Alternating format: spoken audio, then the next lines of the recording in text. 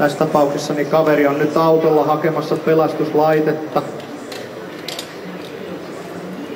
Silloin on pelastuslaiterepun lisäksi tällainen ohjausnaru kanssa mukana ja repussa sisällä on Millerin Safe Escape pelastuslaite.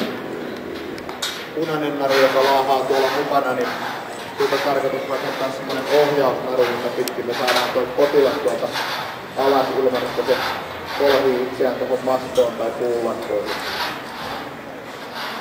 Ja nousu 100 metriä vielä muutaman minuutin, että kokonaisuudessaan ohjeet sanoo, että 20 minuuttia pitäisi saada tuolta toi tajuton henkilö alas. Ja ensimmäiset 5 minuuttia voi mennä siinä vaan, kun kiivetään kohteeseen, katsotaan, että kaveri saa henkeä ja aletaan valmistelemaan sitä laskuun.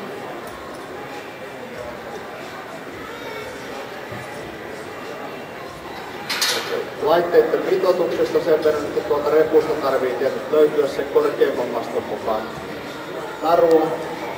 Samoin tämä ohjausnaru mielellään saa olla pikkasen pidempi kuin se maston korkeus, kun tulee aina kulmaan. Tuolla laitteen mukana on nauhalenkki, jolla se saadaan eri paskosiin rakenteisiin kiinni.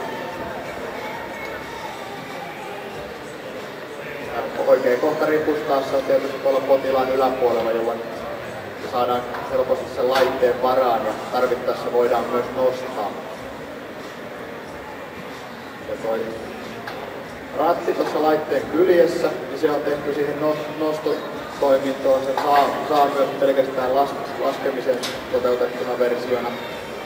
Ja ratin perässä on vaihteisto, kun lähdetään pyörittämään rattia, niin saadaan hitaasti nousemaan tuo potilas. Se ei vaadi olennaisesti voimaa, että pelastaja pystyy rattia pyörittämällä tarvittaessa nostamaan vaikka molempia henkilöitä yhtä aikaa.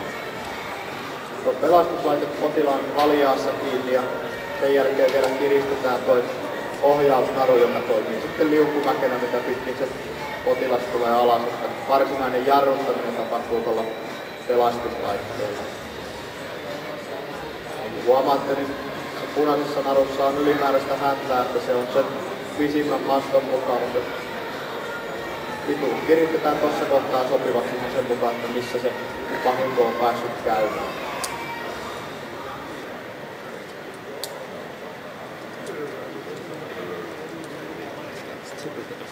Tässä kohtaa meillä on ehkä se 10 minuuttia mennyt, että alkaa olla jo kiire saada kaveria sieltä alas, kun toi laskeminen metrisekunnissa tuolta 100 metristä, niin sekin vie 100 sekuntia.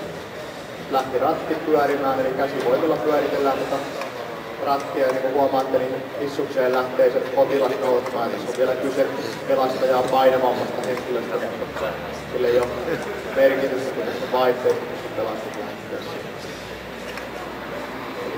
Potilasta nostetaan sen verran, että se saadaan irti mastossa. Se on rojahtanut oman köytensä tai nousuvaunun varaan, ja jotta se saadaan irti sieltä omista varusteistaan, niin pitää pikkasen nostaa. Joissain tapauksessa voi olla tilanne, että potilas olisi tuolla mastorakenteen sisällä, niin silloin voi olla, että nostetaan muutamia metrejä. Potilas on irti mastosta. Pelastaja vielä varmistuu, ettei kädet mene tuonne rakenteiden väliin ja avaa jarrun. Ja jos vapaasti laskettaisiin tulemaan sieltä, että toi pelastaja ei jarruttaisi ollenkaan, niin silloin vauhti alaspäin olisi metrisekunnissa ja sieltä voi käsillä sitten vielä kontrolloida sitä vauhtia lisää. Ja niin kuin huomaatte, niin kun punainen naru kiristyy, niin potilas alkaa liukumaan irti mastosta. Tässä vaiheessa yleensä niin on se vartti jo mennyt ja täällä hyvässä tapauksessa on jo ambulanssi alhaalla vastassa, joka aloittaa välittömän ensiavun.